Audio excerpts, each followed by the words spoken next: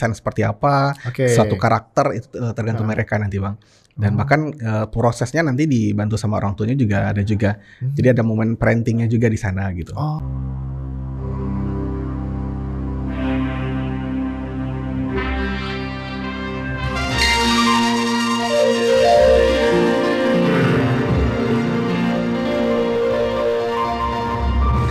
Mau tanya orang awak, disiko tampeknya. Assalamualaikum warahmatullahi wabarakatuh. Dun sanak TVRI Sumatera Barat kasadonyo. Dun sanak sedang menonton podcast sampai mau tanya orang awak disiko tampeknya Dun sanak. Dan Dun sanak bersama Ambo Oscar yang menemani aktivitas Dun sanak. Salamu ampe pula mini kamungko. Dan tentunya di podcast pada siang kini ko Ambo sudah kedatangan seorang bintang tamu yang aku sebenarnya senang banget ya Ambo mah. Soalnya aku termasuk dalam passion dan wishlist Ambo sebenarnya kok. Beliau kok seorang IT training.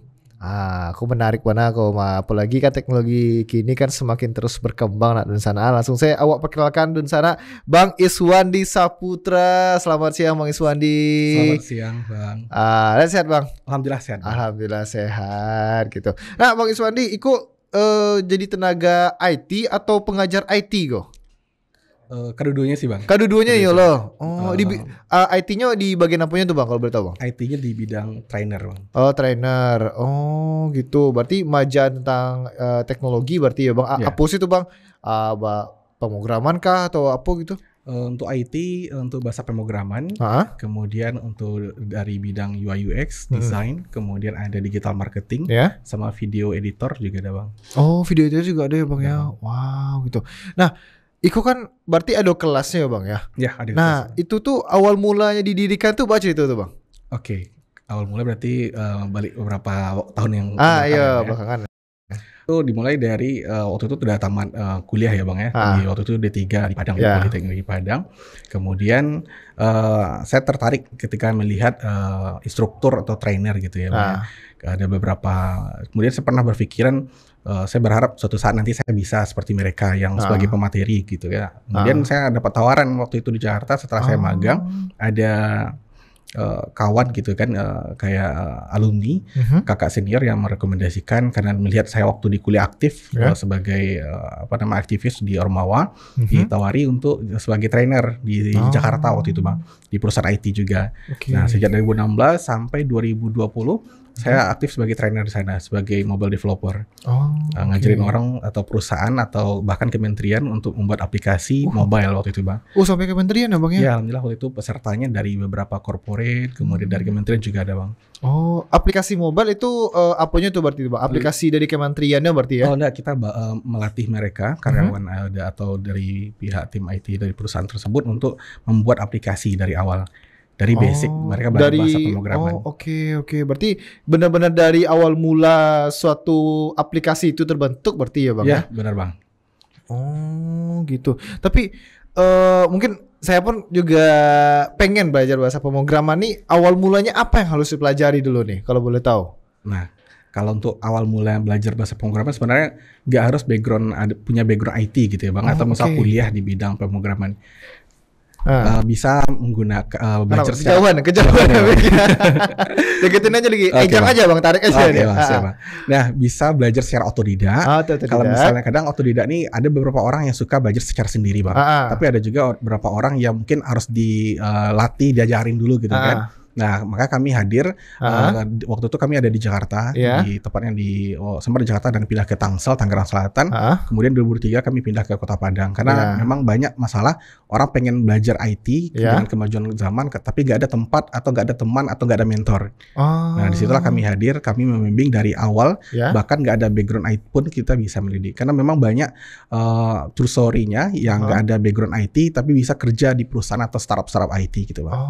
begitu. Berarti memang tidak harus dari background IT berarti ya, Bang, ya, untuk belajar bahasa pemrograman dan lain sebagainya itu, Bang, ya. Benar, Bang. Mau siapapun Anda berarti bisa berarti ya, Bang, ya. Iya, tanpa dibatasi oleh gender gitu. Soalnya dulu kan ada yang bilang kalau misalnya untuk belajar IT ini atau coding harus cowok semua, betul. Bahkan di perusahaan IT atau di beberapa tech company yang udah besar itu banyak juga yang cewek, bahkan sebagai leadnya, manajer gitu. Beberapa teman saya juga ada yang cewek sebagai manajer di bidang IT. Oh gitu, ya betul. Apalagi sekarang saya pun ngelihat banyak juga yang cewek belajar IT kan, ya, bahasa pemrograman dan lain sebagainya. Komunitasnya pun juga banyak sekali. Nah, banyak sekali juga kan tentunya. Oh, oke gitu. Nah, tadi Abang bilang juga dari bahasa pemrograman ya, berarti ya, Bang. Itu dimulai dari apa ya tuh? Apakah memang harus punya komputer yang harus sangat-sangat mahal gitu, yang kencang apa segala macam begitu? Kalau untuk komputer atau requirement-nya ya, Bang,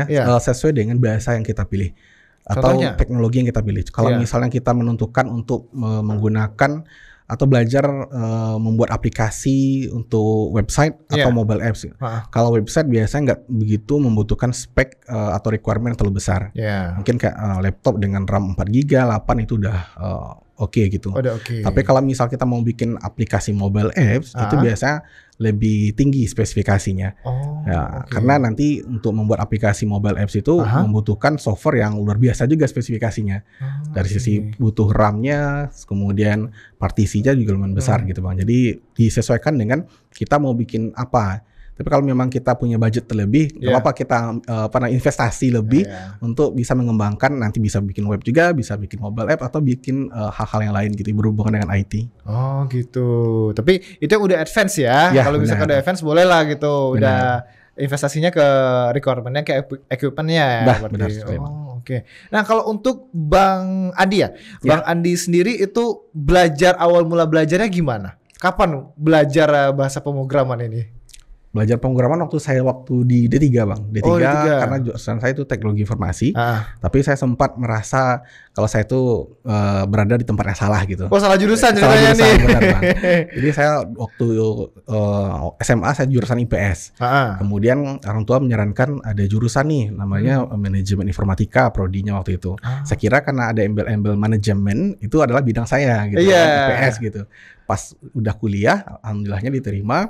Tapi ternyata lebih bidang teknologi, bahkan belajar rumus, bahkan kita bikin rumusnya dalam berupa aplikasi gitu kan. Nah, di situ saya merasa kayaknya bukan bidang saya. Itu saya lihat waktu ketika tugas-tugas yang diberikan, teman-teman saya yang background IPA itu pada maju semua. Saya merasa minder walaupun saya duduknya saya suka duduk di paling depan, Bang. Nah, yang maju itu biasanya orang-orang belakang yang IPA, yang gitu IPA kan. Gitu kan. Nah, yang memang dari SMA-nya IPA gitu kan. Agak minder tuh kan. Merasa salah jurusan. Tapi dosen PA saya di kampus bilang mungkin karena banyak ya yang salah jurusan kali ya, Bang, ya, karena judul prodi manajemen informatika. Beliau kasih semangat. Walaupun salah jurusan bukan berarti salah masa depan. Asik. Nah, itu membuat saya terpacu, termotivasi. Dan akhirnya saya mengikuti berbagai kegiatan kampus seperti Ormawa atau UKM. Nah, saya ikut aktif, bahkan saking aktifnya 3 organisasi saya aktif langsung. Dan alhamdulillahnya organisasi yang saya pilih itu yang sesuai dengan permasalahan saya tadi. Karena saya merasa salah jurusan, saya pilih organisasi yang berhubungan dengan teknologi. Dan himpunannya saya aktif juga di himpunan teknologi. Dan saya waktu itu jadi yang sempat angkatan pertama juga yang membuat UKM entrepreneur di kampus saya waktu itu. Dulu namanya UKM Wirausaha. Kalau sekarang nama HIPMI, udah ganti nama. Aktif-aktif, kemudian didukung dengan saya semangat juga belajar, alhamdulillahnya cum laude, dan sempat juga yang terbaik dari sisi kategori pria gitu. Wah, keren. Ternyata memang walaupun merasa salah jurusan tapi ada yang semangat dari PA tadi itu ya. Benar. Dosen PA tadi tambah semangat jadinya. Mungkin semangat, benar, Bang. Oke. Nah, pada saat itu yang pertama kali Bang Andi lakukan apa? Pada saat itu kan udah mulai semangat lagi nih. Apakah langsung mulai belajar bahasa pemrogramannya kah atau gimana? Karena saya merasa waktu itu di kelas itu nggak ada teman buat memacu semangat. Karena waktu itu kan kalau kuliah itu biasa kan bikin tugas sudah, atau misalnya bikin bareng-bareng udah.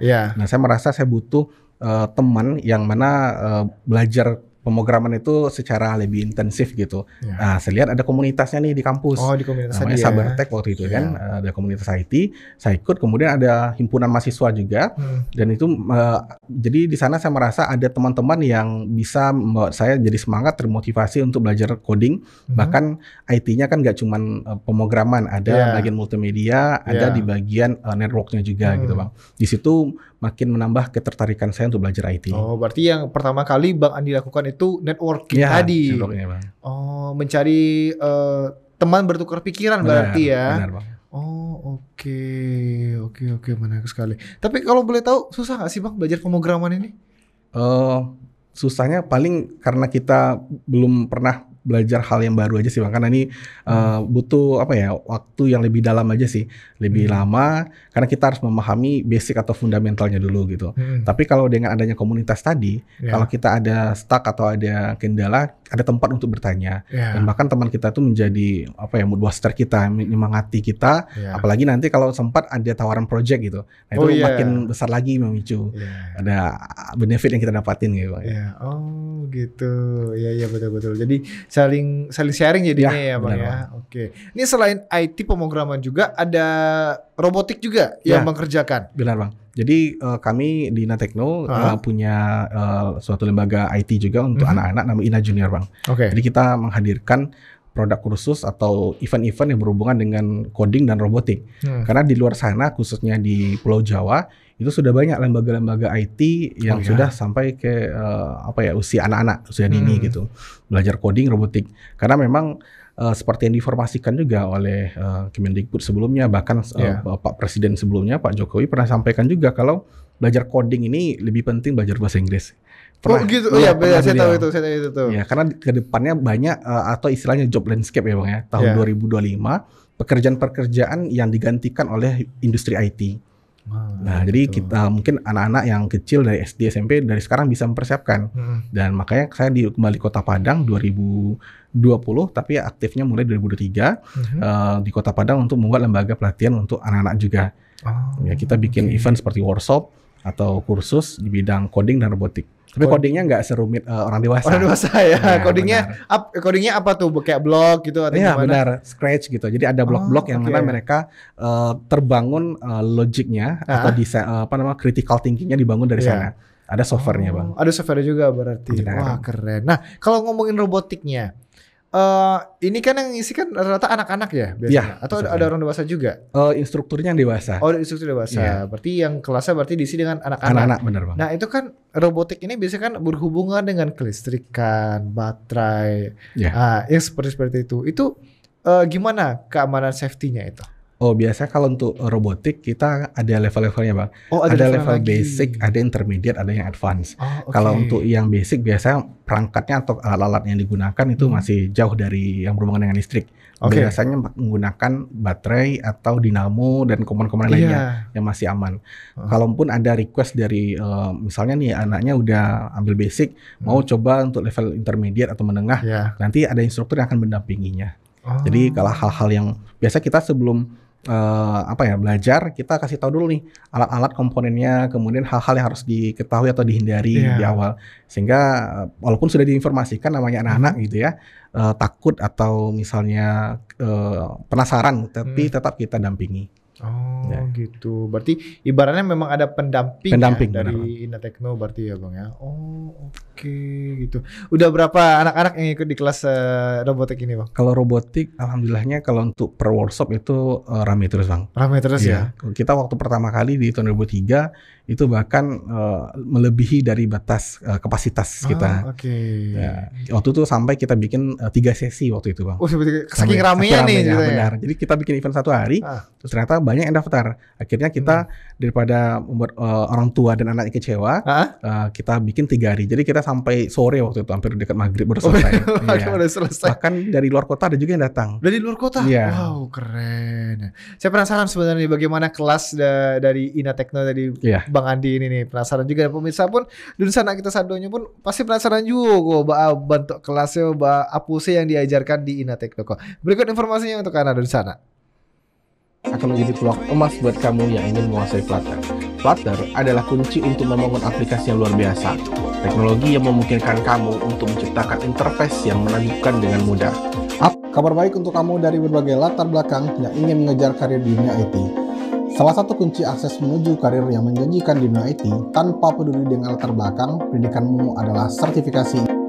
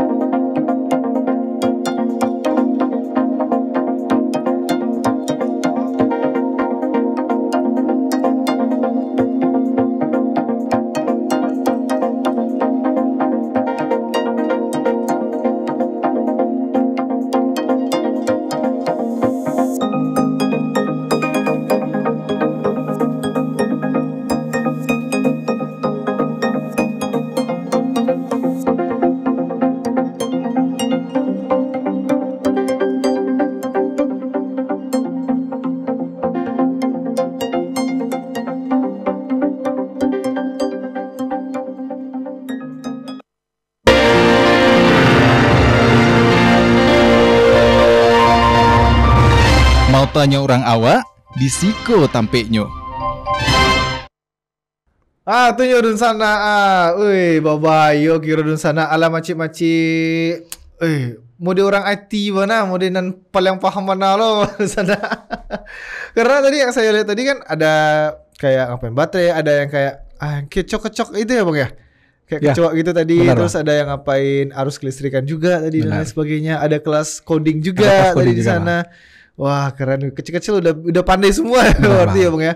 Saya dulu yang soal mesin-mesin gitu kayak SD ngapain Tamiya ya. Tamiya dulu tuh. Belum sampai ke sana, belum sampai ke listrik. Sekarang udah berani ya mereka semuanya. Gimana tuh tanggapan anak-anak belajar robotik kayak gitu? Alhamdulillah mereka sangat senang dan menikmati, apalagi itu momennya bersama keluarga juga Bang. Kadang keluarga, orang tua juga mendampingi, bahkan orang tua ikut bantu-bantu juga. Bantu juga. Jadi kalau untuk yang robotik biasanya kita ada contoh panduannya, kita ajarin, tapi nanti mereka bisa melakukan kreativitas mereka. Seperti misal kayak robot tadi ya, mau didesain seperti apa, suatu karakter itu tergantung mereka nanti Bang. Dan bahkan prosesnya nanti dibantu sama orang tuanya juga ada juga. Jadi ada momen parentingnya juga di sana gitu. Karena orang tua mungkin sibuk kerja. Nah, kita biasanya event workshop kita adakan di waktu weekend. Jadi disitulah orang tua sama anak ada momen untuk melakukan sebuah kegiatan gitu Bang. Gitu. Buat robot gitu atau gimana gitu ya. Oke. Tapi aku penasaran juga nih. Dari kelas Abang ini, gimana perkembangannya, terus kontribusinya terhadap pendidikan mereka?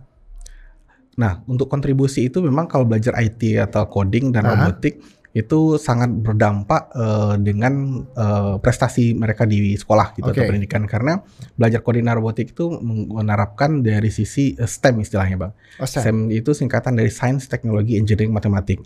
Apalagi kalau untuk dunia IT biasa bahasa pun juga ikut juga sih, karena bahasa digunakan bahasa Inggris. Iya, bahasa Inggris ya. Apalagi bahasa coding ya, bahasa pemrograman biasa if, else. Iya, betul. Jadi bahasa-bahasa mereka sambil belajar IT, mereka belajar dari sisi ilmu tadi, pengetahuan, engineeringnya mereka tahu juga, matematik ada juga di sana.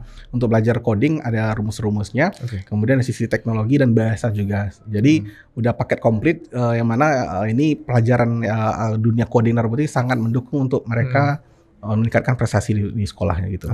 Gitu. Bahkan kalau di Pulau Jawa sudah ada nih belajar untuk belajar pendidikan yang umum, bahkan ada IT-nya juga diselipin. Gitu. Pesantren IT juga banyak sekali. Pesantren IT juga banyak ya. Bukan Islam terpadu ya, tapi informasi teknologi teknologi benar. Berarti memang sangat-sangat signifikan ya. Berarti Bang kontribusinya terhadap pendidikan anak-anak berarti ya. Ya, benar sekali Bang. Nah, namun dari semua itu sebenarnya visi misi atau tujuan dari Bang Andi ngebuat Inatekno ini apa sebenarnya nih? Memang hanya mengenalkan kah atau ingin mengembangkan SDM yang ada di Indonesia? Ya, benar sekali Bang.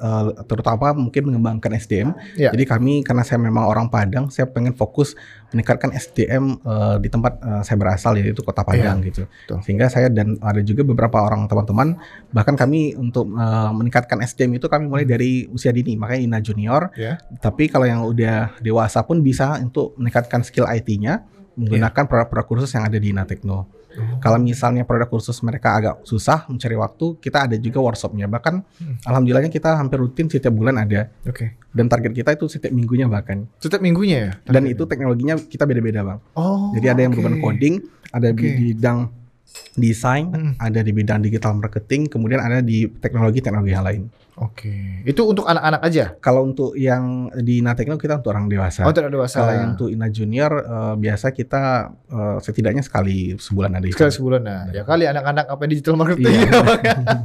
Nah, aku juga ngeliat itu ada digital parents. Ya, itu maksudnya gimana tuh maksudnya? Digital parenting itu tantangan yang luar biasa juga Bang. Jadi jangan sampai kalau kita lihat kan kemajuan teknologi itu sangat luar biasa ya. Betul, Bang, ya. betul. Bahkan sekarang AI, kemudian dari sisi dunia robotik AI. juga gila-gilaan maju Betul. teknologinya. Jadi jangan sampai cuman anak aja yang belajar IT, nanti orang tuanya gaptek atau nggak bisa monitoring gitu ya. Betul banget. Kalau anak-anak yang misalnya main gaming, bahkan banyak kasus kecanduan yang putus sekolah, bahkan depresi, itu karena anak-anaknya saking kecanduan teknologi dan orang tuanya nggak bisa controlling atau monitoring. Yeah. Nah, dengan adanya produk digital parenting, orang tua bisa belajar bagaimana menggunakan teknologi, bagaimana bisa mengkontrol atau memonitor aktivitas teknologi anaknya. Jangan sampai nanti anaknya diberikan gadget bukan malah hal yang positif, malah membuat mereka berdampak negatif dan kita malah memberikan istilahnya senjata untuk membunuh mereka sendiri di jangka panjang. Iya, betul sekali. Nah, dari kelas digital parenting itu apakah ada juga sosialisasi untuk para orang tua untuk memilih mana berita yang hoax dan tidak, ada juga nggak Bang? Nah, ada juga Itu Bang. ada juga? Ada juga. Bahkan kami biasanya kalau untuk digital parenting, biasanya digital parenting ini barengan dengan workshop INA Junior biasanya untuk coding. Jadi saat kalau misal coding ya Bang ya, anaknya fokus di lab dengan para instruktur kita, orang tuanya daripada nungguin aja gitu kan, ada acara seminar atau mini seminar gitu ya Bang ya. Jadi mereka para orang tua kita wadahi, kemudian kita berikan informasi, bahkan informasi itu fakta-fakta yang terjadi khususnya di negara Indonesia tentang keluarga atau anak dan orang tua yang tidak paham terkait perkembangan teknologi, akhirnya terjadi hal-hal yang merugikan keluarga tersebut.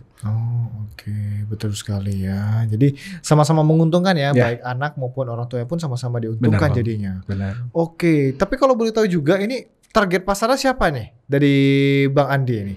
Apakah memang pure dari sebenarnya target utamanya itu ke anak-anak atau memang para remaja yang pengen belajar pemrograman? Kalau sekarang di saya sendiri karena memang kalau untuk instruktur sebenarnya saya masih ngajar juga Bang. Ya. Saya lebih tertariknya di bidang INA Tekno. Teman yang bagian INA Junior saya punya tim lagi. Bahkan istri saya pun juga ikut membantu saya juga. Istri pun juga ikut membantu. Ya, benar. Wah, luar biasa. Berarti saling mendukung ya Bang ya? Benar Bang. Oke. Dan ada juga tim yang selalu siap, bahkan kami membuka program magang juga. Ada program magang juga. Sekarang pun sedang berjalan, alhamdulillah ada sekitar 20 orang. Baik itu secara offline maupun online. Oke. Nah, saya mau bertanya juga nih. Ada tidak sih ada kala mungkin dari anak-anaknya itu dipaksa sama orang tuanya untuk bergabung ke kelas Bang Andi? Kalau dipaksa secara halus ada sih Bang. Apa secara halus ada gimana tuh maksud secara halus? Kebetulan lagi libur sekolah, nggak ada kegiatan, gabut mungkin kan daripada anaknya misalnya main game terusan, direkomendasikan ikut kursus di kita waktu itu. Ikut, tapi orang tuanya menyalurkan siapa tahu anaknya ada ketertarikan di bidang itu gitu kan. Tapi kami biasa nggak memaksa, kami memberikan bahkan kami memberikan report ke orang tuanya terkait anaknya ini di bidang apa ketertarikannya, sehingga minat dan bakatnya bisa dilihat juga saat proses belajar coding atau robotik gitu. Ibaratnya tempat jadi apa ya, mencari jati Konsultan. diri Ya, jadinya. bisa juga bang, bisa juga. Oh oke. Nah itu tentunya butuh pendekatan juga dong berarti dari Ina Tekno. Itu gimana cara pendekatannya? Kalau Ina Junior kali ya. Ina Junior sama Ya. Ina Tekno deh dua-duanya. Kalau Ina Junior pendekatannya biasa kita memberikan gambaran dulu, kita kasih overview terkait pentingnya teknologi, Ya. baik dari sisi coding dan robotik. Kemudian nanti kita memberikan video, success story, kemudian bahkan beberapa informasi kita informasikan itu memang sudah valid Ya. dan memang ada datanya. Bahkan banyak anak-anak yang sudah mulai belajar coding Ya. dan mereka memiliki ketertarikan belajar coding karena manfaatnya jangka panjang sangatlah besar. Ya. Jadi kita sebelum mereka mulai kita kasih tahu dulu nih kenapa mereka harus memilih bidang ini Oke. biar mereka ada ketertarikan manfaat untuk jangka panjang. Oh. Jadi sebenarnya untuk mengantisipasi dampak negatif dari kemajuan teknologi bang, khususnya di bidang gaming. Ya. Nah kalau misal coding kita biasanya ngajarin juga untuk bikin game edukatif gitu. Oh game Jadi, edukatif. Ya. Jadi jangan sampai mereka punya handphone atau ada gadget tapi hanya sebagai pengguna game kemudian merasakan dampak negatif, matanya rusak, pendidikannya rusak. Tapi dengan belajar pembuatan game dengan coding dan mereka bisa membuat aplikasi edukatif yang mereka logiknya jalan, critical thinkingnya jalan dan itu berdampak untuk prestasi mereka. Oh berarti yang anak-anak pun yang di Ina Junior tuh belajar codingan juga berarti? Ya coding. Wah keren ternyata. Itu apa yang diberikan tuh ke anak-anak itu? Apakah langsung Python sama JavaScript gitu nggak? Oh enggak. Oh enggak mungkin ya. Ada bahasa atau software tersendiri. Yang fundamental lah intinya. Ya, berupa visual bang. Jadi nanti visual. sudah ada bentuk kayak blok-blok atau kotak-kotak image-nya sehingga mereka tinggal pilih sesuai dengan panduan. Oh, Nanti mereka udah terasa tuh cara mereka, logik mereka, algoritmanya seperti apa. Dengan tampilan yang sangat ramah dengan anak dan itu membuat mereka happy belajar pemrograman. Sampai nanti kalau udah tingkat lanjut mereka bisa belajar untuk di Ina Tekno yaitu bahasa pemrograman spesifik sesuai dengan platformnya. Oh, oke. Sesuai dengan keperluannya gimana nanti ya benar, kedepannya. website atau mobile apps. Oh, oke. Oke, kita bahasnya yang Ina Teknonya deh. Untuk para remaja, orang dewasa, itu gimana minat orang-orang untuk di kelas Bang Andi? Untuk Ina Tekno alhamdulillahnya banyak antusias. Bahkan ketika kita bikin event beberapa kali workshop, ya mungkin di Kota Padang bisa dikategorikan jarang ya bang ya sebelumnya ada event-event gitu. Karena saya background waktu itu di Jakarta aktif juga ikut di komunitas dan beberapa program dari Google, kemudian program dari Apple saya ikut juga. Oh, dari Apple? Ya, saya alumni Apple Developer Academy. Wow. Nah, alhamdulillahnya masih aktif juga. Kemudian di sini ketika saya balik ke Padang, komunitasnya nggak begitu aktif. Ini merasa saya ini merupakan sebuah tantangan. Tapi ini solusinya kalau memang tantangan ini bisa dicapai, ini sangat berdampak positif untuk perkembangan teknologi di Kota Padang. Sehingga kami sempat beberapa kali menjalin kolaborasi dengan beberapa kampus dan alhamdulillah setiap event yang kami angkat alhamdulillah rame bang. Rame ya. Nah rame kemudian event terakhir kami di kampus PNP waktu itu untuk belajar Flutter itu pesertanya sampai 70 lebih. Wow. 70 lebih dari pagi sampai sore. Dari pagi, wow. Iya. Lama juga ternyata kelasnya ya bang. Loading bang. Betul. Loading mah nggak ada yang sebentar ya. Ya benar. Tapi Flutter ini apa nih sebenarnya kalau boleh kita tahu? Flutter itu salah satu teknologi dari Google untuk membuat sebuah aplikasi dengan jenis cross platform. Kalau cross platform ini dengan satu bahasa pemrograman kita bisa membuat untuk dari sisi mobile apps, web apps atau desktop bahkan embedded system seperti IoT dia support. Jadi kalau orang dulu belajar bahasa pemrograman misalnya bikin Android satu bahasa nih itu Java. Nah kalau misalnya dia mau bikin untuk satu aplikasi mobile app saja itu banyak bahasanya. Kalau untuk iOS di iPhone kita belajar bahasa Swift. Nanti kita belajar lagi nih bahasa beda. Ibaratkan kita belajar bahasa Inggris, bahasa Mandarin kan banyak bahasa. Belajar satu bahasa itu panjang journey-nya gitu ya. Nah tapi dengan ada Flutter kita belajar satu bahasa pemrograman, kita bisa untuk bikin website, bisa untuk mobile apps. Ibaratnya bisa ke semuanya jadinya berarti ya. Wah, ini menarik sekali nih Dunsana nih. Aduh, tapi kita tahan dulu ya Bang ya. Soalnya ada pesan-pesan dulu yang mau lewat nih. Kita bakal break sejenak. Jadi Dunsana jangan kemana-mana dulu. Dunsana Tampe Mautah bakal kembali menemani Anda. Jadi jangan kemana-mana Dunsana.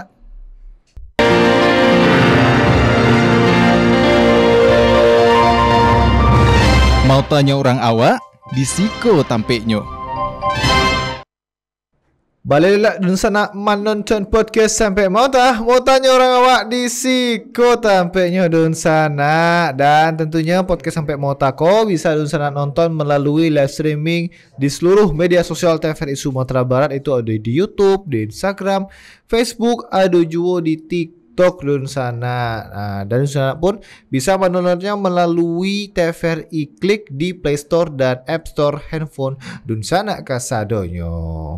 Dah, kau balik lihat bersama Abang Andi kau dun sana tadi agak sedikit tergantung tadi sama dun sana Tadi soal apa? Flutter tadi nak bang ya? Ya betul. Bang. Nah itu tuh Flutter tuh memang bahasanya tuh memang sudah ada dari dulu atau memang itu yang paling up to date kini bang? Kalau dari sisi bahasa teknologi, kalau Flutter itu kan punya Google ya bang ya. Dan memang disarankan atau yang paling populer banyak yang menggunakan teknologi Flutter bang.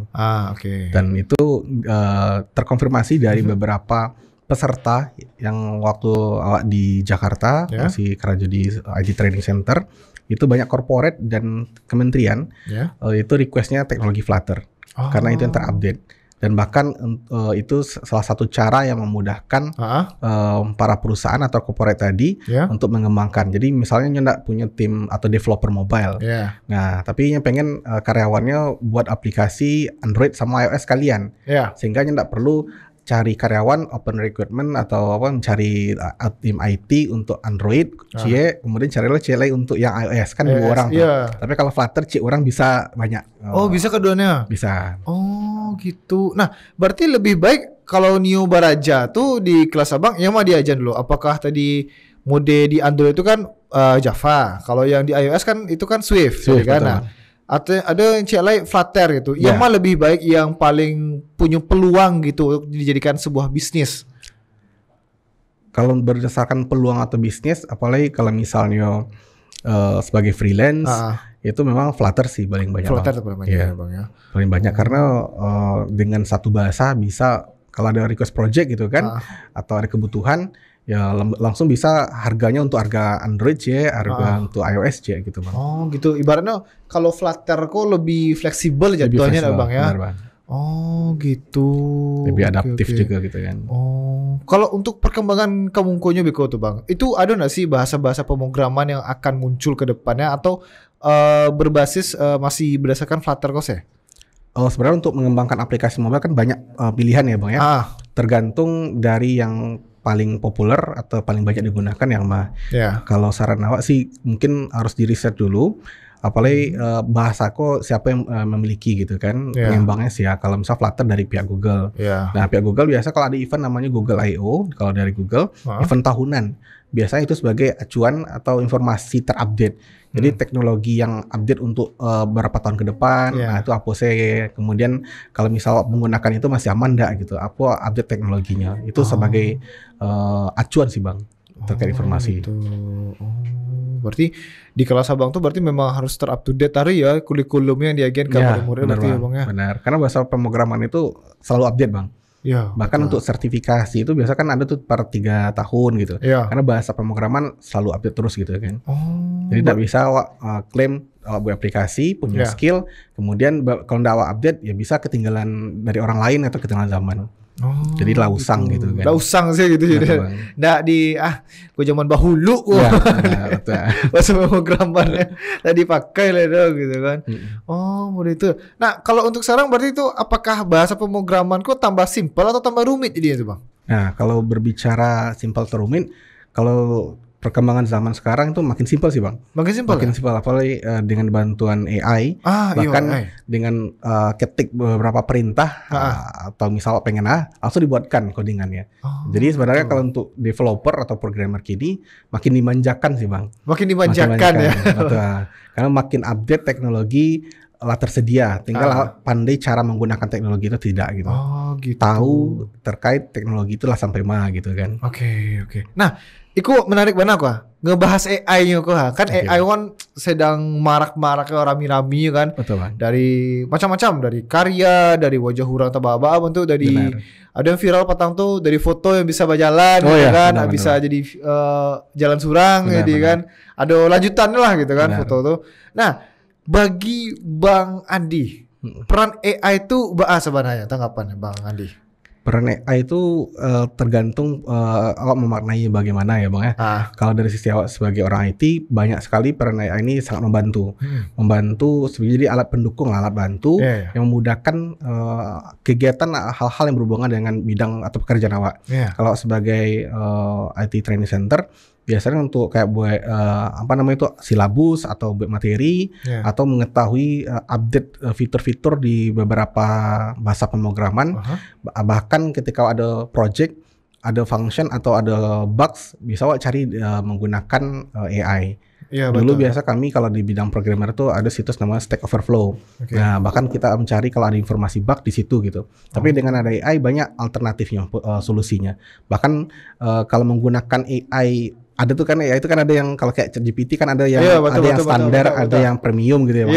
Bahkan solusi yang diberikan itu solusi yang memang lebih detail gitu Bang. Memang sangat menjawab permasalahan awak gitu. Kalau yang misalnya yang kayak gratisan mungkin terlalu general, bahkan tapi yang general pun sebenarnya udah sangat membantu sih Bang. Iya, betul. Tapi kalau aku jujur pribadi ya, menggunakan AI itu hanya untuk mode kehidupan sehari-hari saya gitu ibaratnya tolong buatkan bian jadwal olahraga gitu kan, tidur yang baik bagaimana, mudah-mudahan itu saja. Kalau pembentukan massa otot yang baik gimana, mudah-mudahan itu saja. Terbantu, jujur itu terbantu mana gitu. Tapi orang-orang kok berpikir suatu pekerjaan itu tergantikan oleh AI gitu kan. Nah itu dari Bang Adi mencelak mudah-mudahan itu. Mungkin daripada terlalu khawatir terkait hal itu, lebih baik awak mempersiapkan dan ikut mendalami atau mengetahui kemajuan teknologi itu Bang. Jadi kalau misal takut kan memang teknologi pasti akan maju tarik gitu kan. Bahkan kemajuan AI itu ada level-levelnya Bang.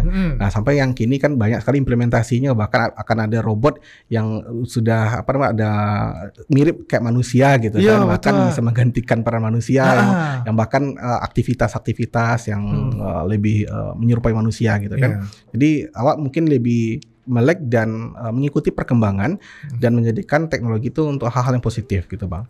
Nah balik cerita kayak tadi yang job landscape tadi, kalau misal dari skin awak tidak mempersiapkan atau anti dengan teknologi, ya awak akan ketinggalan dan bahkan itu akan mempersulit diri awak seorang gitu Bang. Ya ibaratnya awak jangan skeptis ya Bang. Kadang orang bikin lah kiamat dunia, teknologi menghentikan manusia kan, pikiran itu tinggalkan lah Abang. Oke. Nah, kalau mungkin dari efek negatifnya yang Abang Adi cari itu dari negatif. AI kok.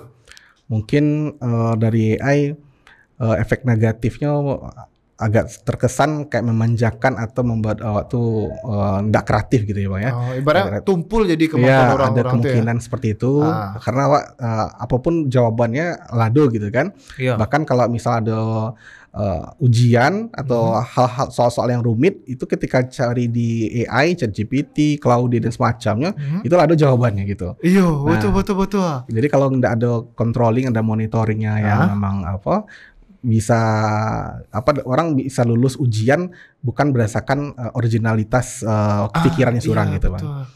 Aku bahas kok bagaimana seharusnya manusia tuh atau awak pribadi lah gitu menggunakan AI dengan bijak. Tapi setelah pesan-pesan berikut kok Bang, kita awak break sebentar, jenak sebentar, jenak lagi kan. Jeda sebentar dulu sana kan. Aku saking semangatnya ombo kemana sana. Jadi di sana jangan kamu dulu di sana, tetap saksikan di podcast sampai motanya orang awak di Siko Tampe yo.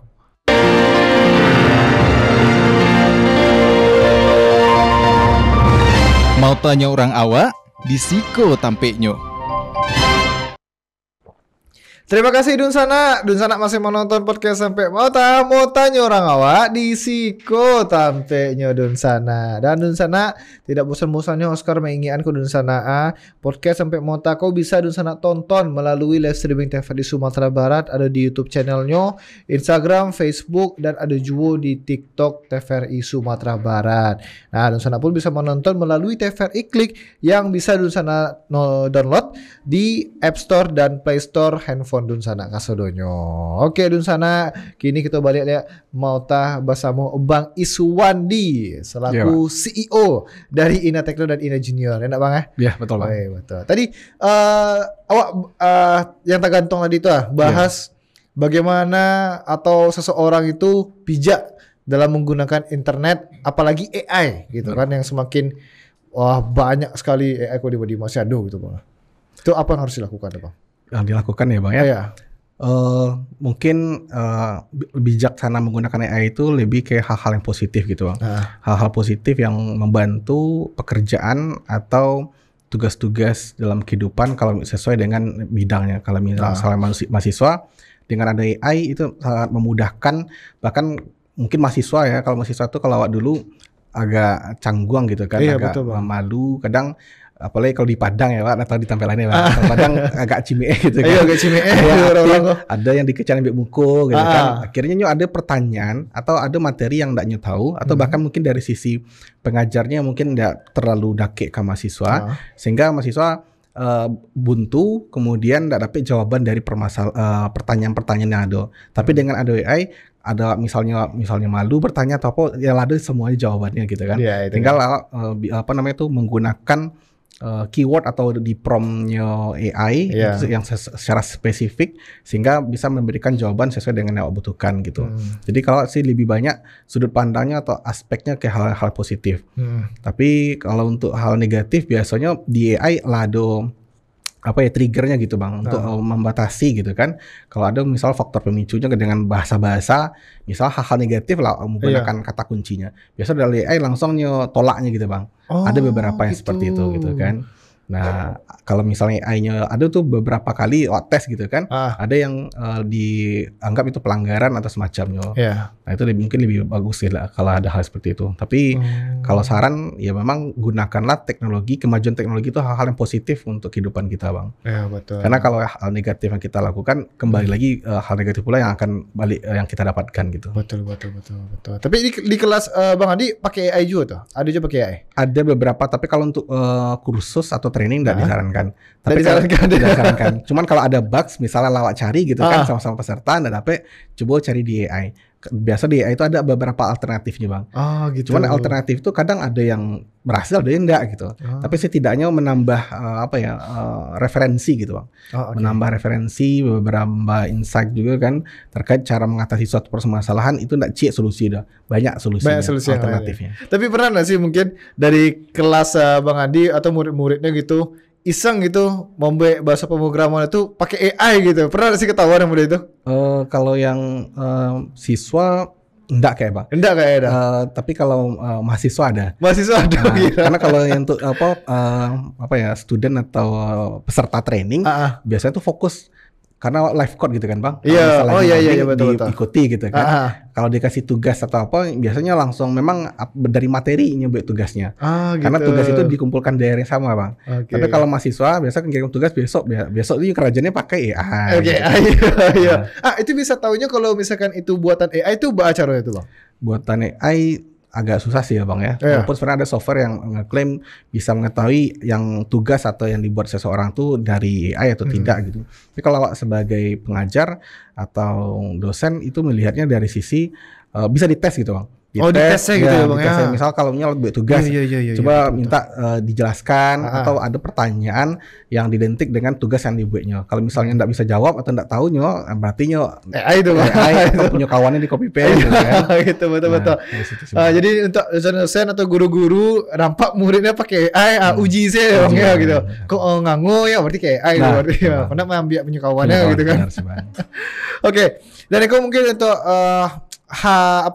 tujuan dari Ina Tekno Ina Junior itu ke depannya Bang, untuk kemajuannya. Untuk kemajuan ya Bang. Jadi kami dari Ina Tekno bersama tim memiliki visi misi khususnya di Kota Padang dan di Indonesia, itu mempersiapkan generasi bangsa, generasi muda yang paham menggunakan teknologi secara positif dan bisa berdampak jangka panjang untuk para generasi muda, generasi bangsa tentang kemajuan teknologi. Karena terkait kemajuan teknologi ini kita bisa bersaing nggak secara nasional tapi bisa secara internasional.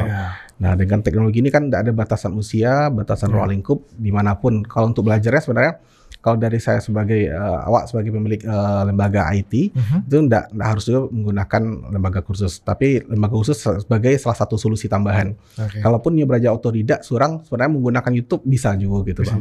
Banyak alternatif. Tapi kalau dengan ado lembaga atau pihak itu menambah semangat. Jadi kalau ada error enggak stuck gitu. Enggak stres di ada kawan cerita gitu istilahnya kan Bang. Network bertambah gitu kan. Betul. Bahkan dari networking itu mungkin opportunity lain bisa datang, mungkin jadi public speaking awal jadi terlatih, kemudian ada relasi bertambah banyak, kemudian ada tawaran-tawaran project mungkin dari situ datangnya gitu. Dari situ berkembangnya. Oke. Dan itu mungkin tipsnya gitu Bang untuk orang-orang kok yang nio belajar bahasa pemrograman, coding dan lain sebagainya itu apa positif itu? Kalau tipsnya mungkin jangan sepelekan basic atau fundamental gitu Bang. Karena kalau basic atau fundamentalnya memang alatnya dalami, nyo kuat lah gitu kan. Fundamentalnya nyo aplikasi seperti apapun atau nyo ada request atau kebutuhan apapun ini bisa survive gitu. Tapi kalau nyo misalnya mengabaikan hal-hal yang basic fundamental, maka ibaratkan rumah gitu kan, kalau fondasinya nggak kuat gitu kan, kalau nio rancang rumah sebagusnya setinggi 3 atau bahara lah gitu kan, mudah robohnya, mudah hancurnya gitu. Karena apa namanya core dari atau fundamental bahasa pemrograman itu nggak duduk istilahnya. Dan beberapa tes waktu di apa namanya itu kan ada komunitas atau program-program Google, memang fundamental itu salah satu strategi atau basic yang paling harus dimantepin dulu. Jadi sebelum untuk big project yang jauh gitu kan, biasanya banyak orang kan ekspektasinya luar biasa, tapi persiapannya enggak sebarang-barang gitu. Nah, harus didalami dulu fundamentalnya gitu. Basicnya kalau itulah duduk, Beko tinggal disesuaikan dengan project apa yang dikembangkan. Nah, apapun bahasa pemrograman ya. Apapun itu ya. Nio bue apa UI atau bue UX gitu kan. Benar, itu bisa lanjut advance gitu ya. Benar. Tergantung gitu. Paradigma bahasa pemrogramannya lah gitu. Betul. Tapi kalau mulai dari seseorang gitu orang kok lah bisa gitu fundamentalnya rancak atau apa itu dari mana tuh Bang? Standar atau tolak ukurnya dari mana tuh dicari? Biasa kalau di tempat awak lembaga kursus itu ada kuisnya, ada pre-test, post-test, kemudian ada project yang diberikan Bang. Jadi kalau misalnya untuk level basic ada studi kasus atau project yang diberikan, kemudian di situ bisa diukur apakah memangnya belah paham materi kursus yang diberikan. Tapi kalau awak biasanya kalau di lembaga Dina Tekno itu gratis konsultasi. Gratis. Komunikasi via WhatsApp atau misalnya via Zoom boleh selama yang dipertanyakan itu berhubungan dengan produk kursus yang diambilnya. Kalau misalnya ambil basic, nggak ada batasan. Dan bahkan ada grup WhatsApp yang aktif tadi Bang. Jadi di situnya bisa aktif nanyo, bahkan saling sharing juga gitu Bang. Nah, atau permasalahannya sehingga ndak merasa walaupun lah training selesai, tetap komunikasi berjalan terus gitu Bang. Dia ndak merasa kehilangan mentor. Tidak merasa kehilangan guru betul. Nah, tapi kalau untuk sekarang kan, tadi kan kalau bahasa pemrograman yang paling tren sekarang itu kan Flutter. Untuk mobile sih ya. Mobile ya kan. Nah, kalau untuk kan ada tuh namanya data analis, ada UI UX. Nah, itu tuh perusahaan tuh paling banyak yang memilih apa tuh Bang? Yang paling diperlukan oleh suatu perusahaan gitu. Tergantung kebutuhan tadi ya Bang ya. Misalnya kayak bidang data analis itu apa teknologi yang digunakan. Jadi penting sekali biasanya dari networking sih Bang. Kalau komunitas awak jalan, kayak awak waktu di Jakarta kan komunitas banyak tuh ada GDG namanya Google Developer Group. Di situ yang bergabung di komunitas tuh enggak perusahaan doang. Kadang ada dari startup kayak Tokopedia, Gojek. Di situ sharing-sharing apa teknologi yang mereka gunakan, kemudian apa isu-isunya, kebutuhannya gitu kan, apa bahasa kenapa di misal Tokped apa bahasa yang digunakan untuk data analis, misal Python atau softwarenya yang digunakan gitu kan, di situ menambah knowledge gitu. Biasa yang ketika mendapatkan informasi dari sumbernya gitu kan, di situ sebagai acuan bagi awak, apakah awak harus mempersiapkan, apalagi tahu nih kelebihan dan kekurangan dari teknologi affiliate gitu. Berarti dapat disimpulkan sebenarnya kalau di Ubaraja bahasa pemrograman tuh harus pandai sebenarnya Bang ya gitu. Apa yang diperlukan oleh klien tuh sebenarnya tidak menutup kemungkinan mau itu UI, UX dan lain sebagainya Bang. Penting awak bisa gitu. Dan mungkin ikut terakhir Bang, Andi closing statement dari Bang Adi, harapan-harapan ke depannya untuk Bang Adi sendiri, keluarga dan untuk Ina Tekno dan Ina Junior ke depannya Bang. Boleh silakan. Kalau untuk closing statement mungkin jangan pernah berhenti untuk belajar sih Bang. Jangan pernah lelah untuk belajar karena ya khususnya di bidang teknologi selalu berkembang, selalu berubah. Tinggal awak sebagai manusianya itu adaptif gitu. Adaptif bisa menyesuaikan diri, bisa mengikuti perkembangan dan bisa memudahkan kita untuk menyelesaikan permasalahan yang ada. Jadi kalau di Natekno itu kami punya tagline fast learning, fast growing gitu. Jadi kalau awak belajarnya cepat, mengikuti perkembangan zaman, tumbuhnya pun juga lebih cepat gitu. Oke, terima kasih Bang Andi atas waktunya, atas bincang-bincangan luar biasa sekali. Zero gitu. Wah, tamani waraja pemrograman kok coding-coding kok jadi. Boleh Bang. Bisa datang ke Natekno. Boleh. Kalau ada info nanti kami share gitu. Oke, siap, terima kasih Bang Andi. Dan itu dia Dun Sanak Kasadonyo podcast sampai Mota berakhir, dan jangan lupa Dun Sanak tonton tadi podcast sampai Motako setiap hari Senin, hari Selasa pukul 14 atau jam 2 siang hanya di TVRI Sumatera Barat. Abu Oscar mewakili seluruh kerabat yang bertugas pamit undur diri dan terima kasih atas kebersamaan Anda. Wassalamualaikum warahmatullahi wabarakatuh. Selamat sore dan sampai jumpa Dun Sanak.